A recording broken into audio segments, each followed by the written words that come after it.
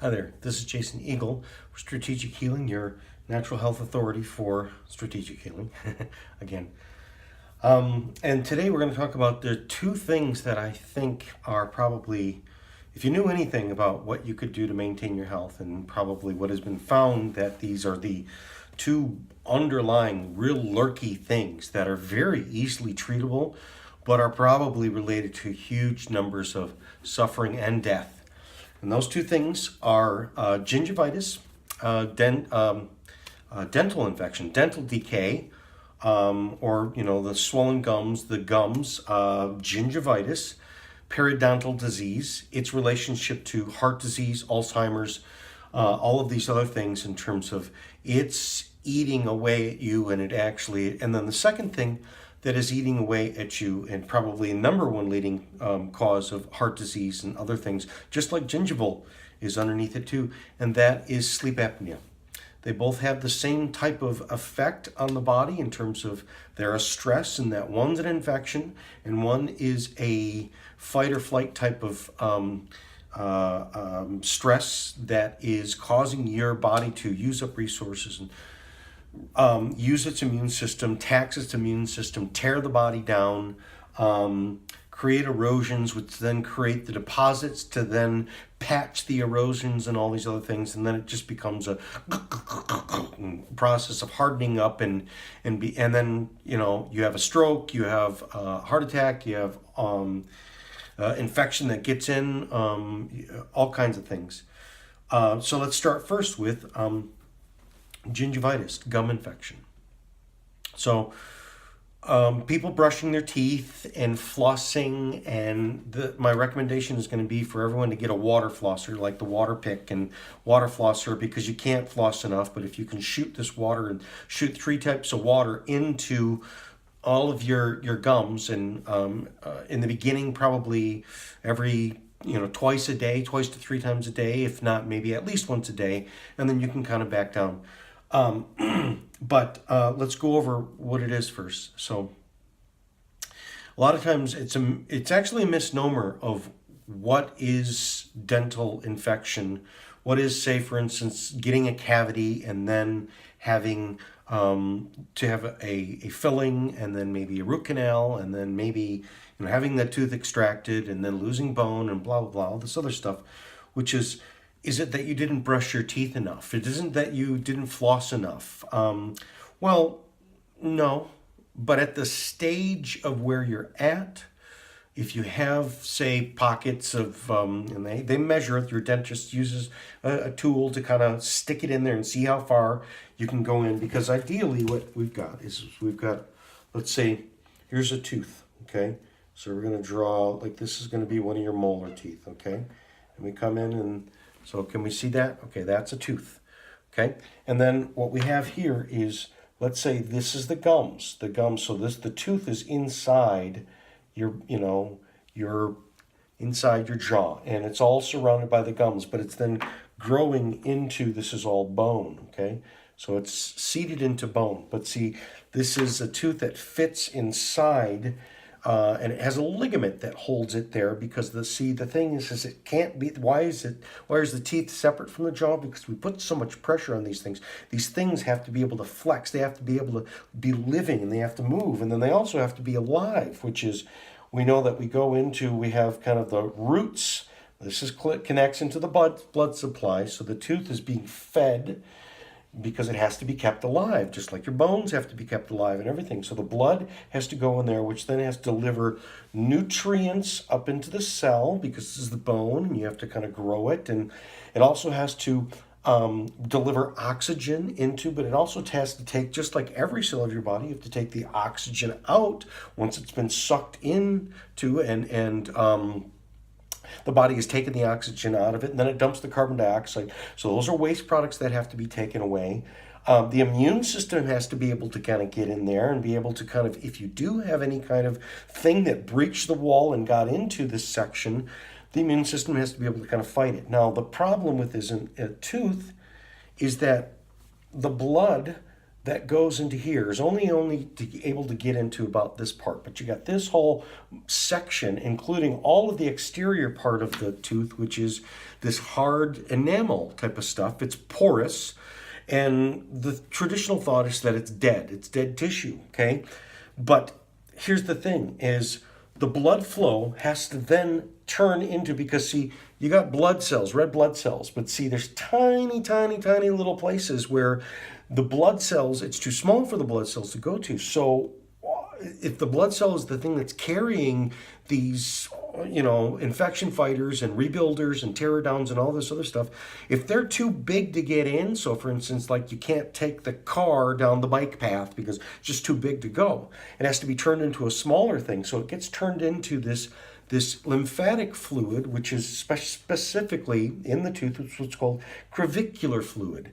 And crevicular fluid is this white, clear kind of seepy material, but what it is it carries with it all of the essence of the blood, including the infection fighter thing. Now, so let's say on your arm, you get an infection and you get a cut and then something goes in. Well, the bloodstream has to come in to fight that infection. And then what happens is it then carries all this stuff away and then it starts to heal it up again. Okay? Well, where is the stuff that's coming into the tooth? We're chewing stuff and, we eat a caraway seed or you're eating popcorn and you got something stuck down in between, lodged in here. And it's something that, like for instance, if it's made out of sugars, then what happens is the bacteria kind of grows on it, and then it starts to the bacteria like yeast in particular, what they do is they eat carbohydrates, and then they secrete an acid. They secrete a lactic acid or another type of acid, which that's kind of erodes away at this. And then they also secrete other poisons because these are living animals and they're feeding them. And so these little monsters have to poop and they have to create waste products. And their waste products are the things that start to erode away at the tooth structure. Okay? Now, that's where we get into flossing and toothpaste and the fluoride and all that. And the other thing is we think we're in the battle, we're trying to kill these guys. Okay? Now, definitely you're trying to get this out. Okay? But let me describe something. Back in the days, like, caveman type of thing, which is what's supposed to happen is your body is supposed to create a swelling. You get a popcorn thing, kernel cut, and the swelling, it gets red, which means that you have infection fighters that are going there. They're swelling it up, and they swell it enough to eventually, spit it out and squirt it out and get rid of it. And it's like squirting a sliver out, okay? But see, that's based upon the body being strong enough and everything. Now, here's the other thing. I'm going to bring up the other thing, which is what's known is it's not about cleaning the teeth. It's not about what it is it's about health. And the dental health has more to do with your immune system in the sense as this crevicular fluid, if you have enough minerals in your body and you are healthy enough, the tooth structure is supposed to be oozing out of these pores. And it's a flow that, like, it's a faucet head that's going this way. And as long as it's spewing out, the bacteria's little, things can't get into the tooth because the flow's going this way, so they can't get in. Okay, they can't get in there. They get blocked and they can't get in there because this crevicular fluid is always pouring out that way.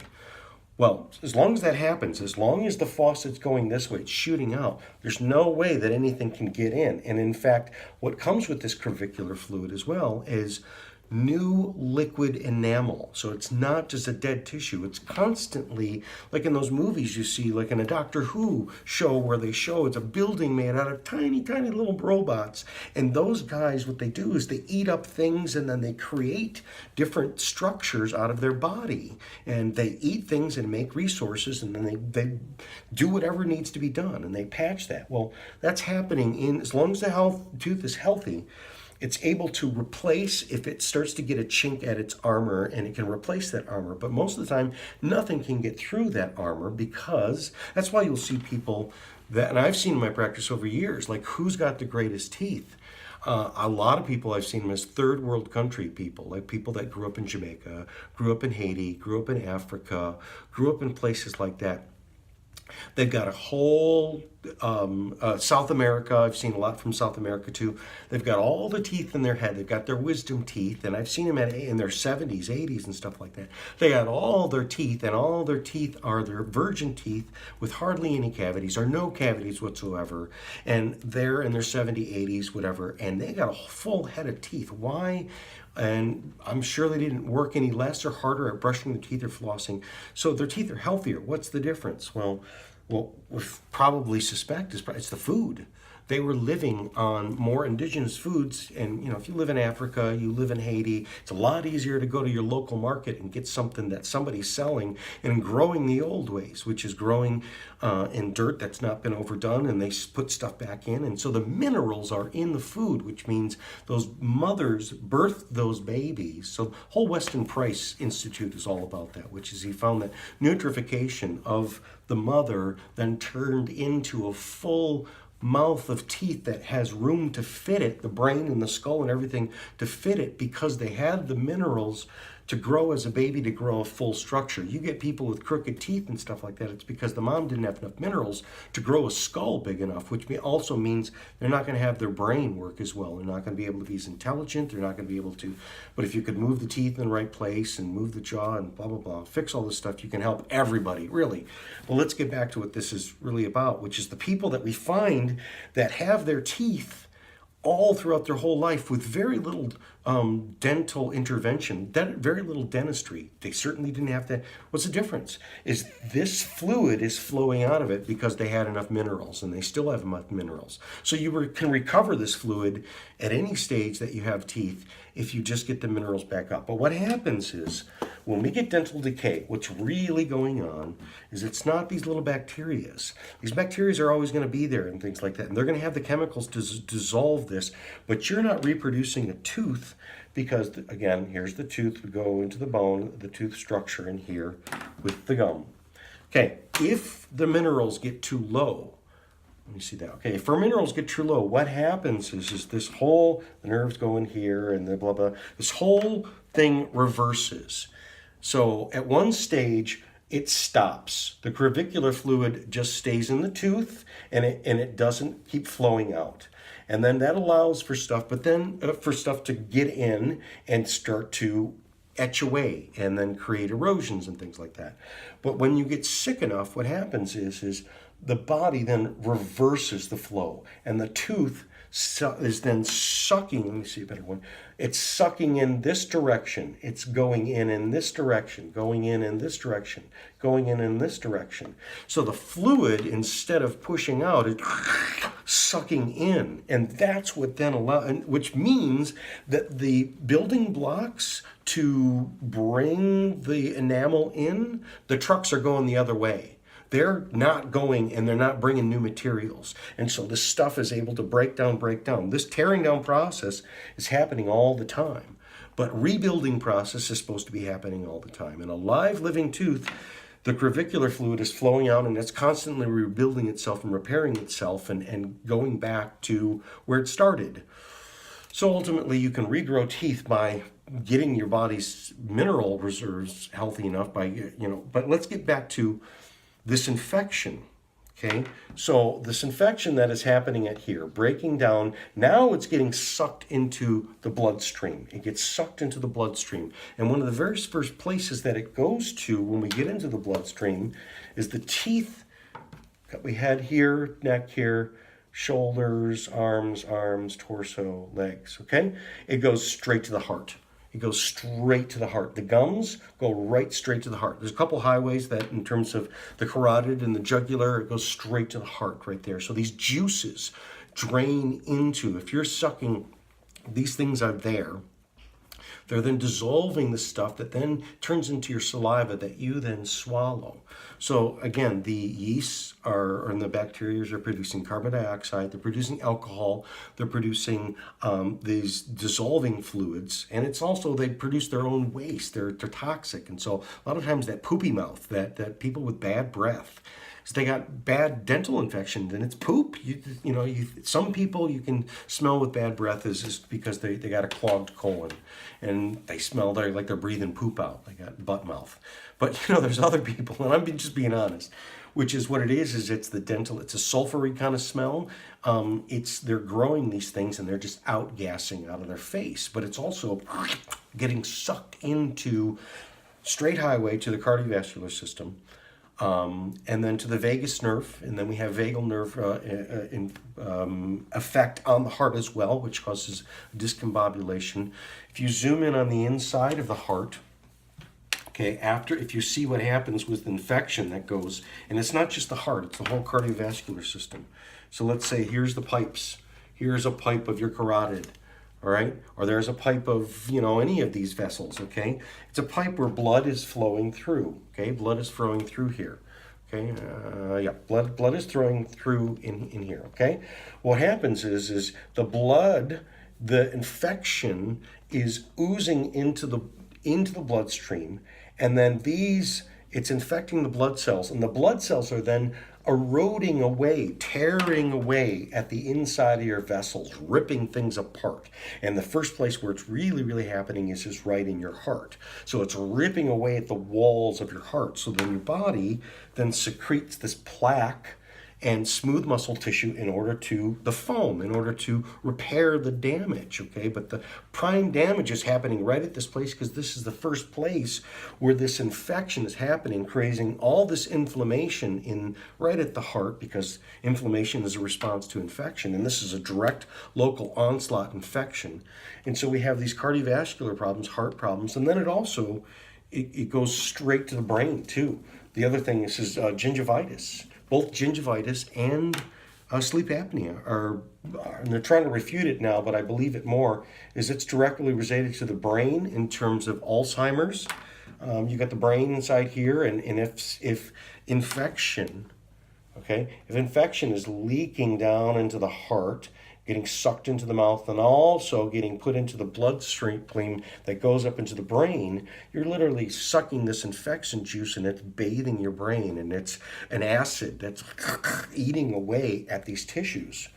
Okay, so what's the what's the antidote? What's the fix? Okay, it's actually very simple, which is getting this water pick thing, because you can't floss enough.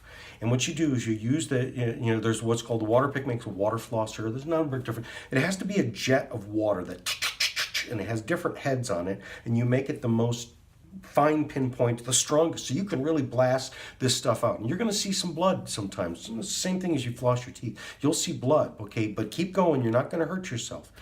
It's the same thing in the dentist. Sometimes when they're working on you, they see blood and they go, "That's okay," because actually what you're doing is just you're cleaning out this inflamed tissue. You're squirting all this stuff out, which then you're cutting away some of the bad tissue, and then the new tissue kind of grows in there. And what happens is you're able to squirt this stuff out, which then allows then the pocket that's here. Okay, you got a pocket. The tooth is supposed to be like this, and then you got a pocket, right? So this pocket has to kind of fill back in, but we've got to squirt all this stuff out and keep it out long enough, keep it clean long enough in order for it to grow back. So if you see the inside of the tooth of where you have a pocket, the tooth right here, the root, it's supposed to be flat like this, okay? But let's imagine we got a big hole here, and then it goes up like that, and it's all these bacteria that are living inside here. So eventually what has to happen is we've got to be able to just kind of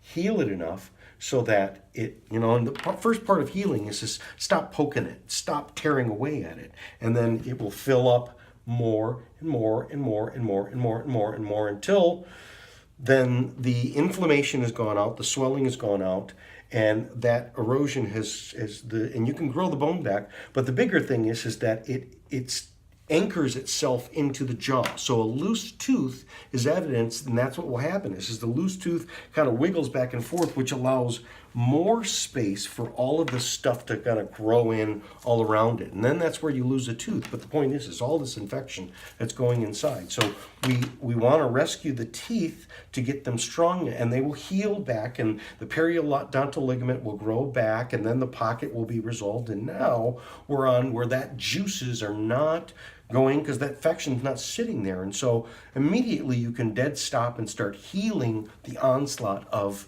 the stuff going to your heart, and it's other organs too. But so that's one. And so let me say, I recommend that it's 3 liquids. So you can use just a warm water. That is good enough. That can get stuff out. But I also recommend using salt water, just sea salt.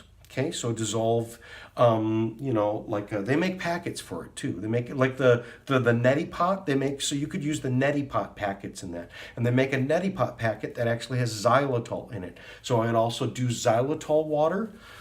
And then, because that's rebuilding the probiotics, and that's part of, and then I would do, what's the third liquid? Oh, and then I would do a hydrogen peroxide water, because that's going to get oxygen in there, and that's going to, and I would rotate them. Like one day I would do the hydrogen peroxide. The next day I would do maybe salt water. The next day I would do maybe just water. The next day I would do some, xylitol and so what did I say? So salt water, regular water, xylitol water, and hydrogen peroxide water. That's 4.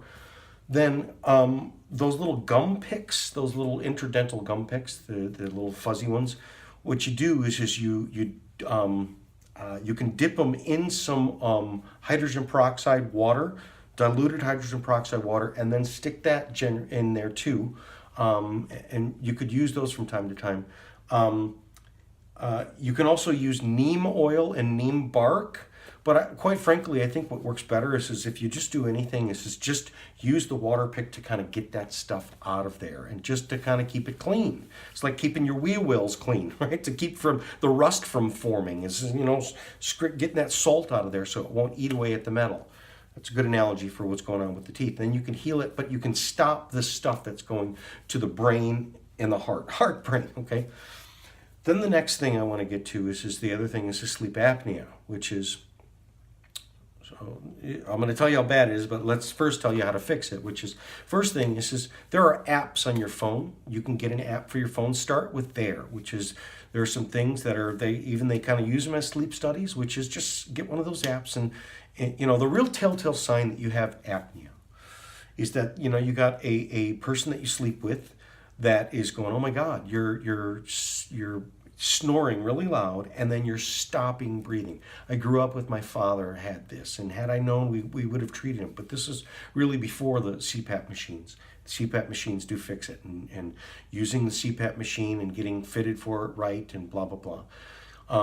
It's a lifesaver, because what's happening is you're having events where it's like you're choking yourself. It's like the succubus is sitting on you, choking the life out of you, and finally the oxygen levels go so low in your brain at damaging low levels that what happens is it's as if your other self kind of comes out of you and basically says, wake up, stupid, you're dying. And it comes with the whole hormonal thing of cortisol, of what would get kicked into your system is this adrenaline rush, like you just got saved from getting hit by a car, or just saved from the lion. That it's the same fear thing. But so what does it sound like? It's this, it's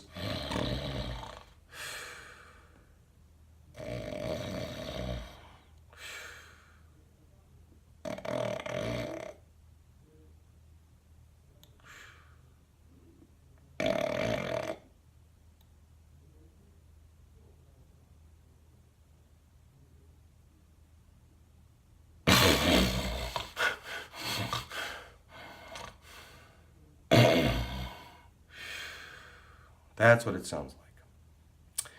And that snapping up that you hear is literally and usually in that time when the breathing stops, it can be like a minute, 2 minutes. It can be like deep sea diver type of stuff. But what happening is the damage is being done to the brain, and then the cortisol gets released into the system, which then eats away at the system. This is another thing that goes straight to the heart. This is another thing that goes straight to the vagus nerve. What they're actually finding is you can stimulate the vagus nerve to actually fix the sleep apnea. But I'm saying that the sleep apnea is also the thing that's messing up the vagus nerve, the parasympathetic nervous system. And what happens is it gets sedated and you are constantly in fight or flight. And people that have had sleep apnea, you have brain damage. You are got the bends, and you're having brain damage and walking around with brain damage all the time. And that year after, and it's the other thing. For instance, let's say you were in Vietnam and you got taken into a POW camp. That's the thing that they get you to tell the truth or tell anything. You will lie, you will say anything to make it stop, which is they'll let you fall asleep and then they'll come in bang, bang, bang, bang, bang, and clang or start choking you or stuff like that, and do that week after week, and you're never able to get to sleep, and it damages your brain. It does brainwashing. It does, so you're being brainwashed. It also leads to, if you have enough events going on, you have enough low oxygen in the brain, and the brain actually starts to die, and all the nerves and all kinds of other things. And so getting sleep apnea identified. So first step is you can get the phone apps. Then it can turn into a sleep study, which is you get a sleep study. Oftentimes, and they're getting better and better at it. And then, getting the machine. And even if you got to buy a machine, for instance, people say, I don't have insurance. There's used machine, and you got to find the right mask and stuff like that. But it's not an excuse, which is, it's really not that expensive. And even no matter how expensive it is, it's something that's attainable for anybody. And there are resources to get them to people. But first and foremost is if you got it, that's probably one of the top things that you want to take care of, because forget about how well you eat, and forget about, those are important things. But like if you're being choked to death every single night, and if you're sucking poison juices that you're producing, that's the thing. These are things that you are doing to yourself. And there are antidotes, there are measures. And eventually you can fix it so that you don't need to use the water floss very much at all, and you don't even need to use the apnea machine if you can fix it in your nervous system, and you can get back to being kind of normal. But the point is that you're dying if you're not treating these things and you have these things, and so I think that they're probably one of the most important things you can do. Okay, let me make sure we're still going. So until next time.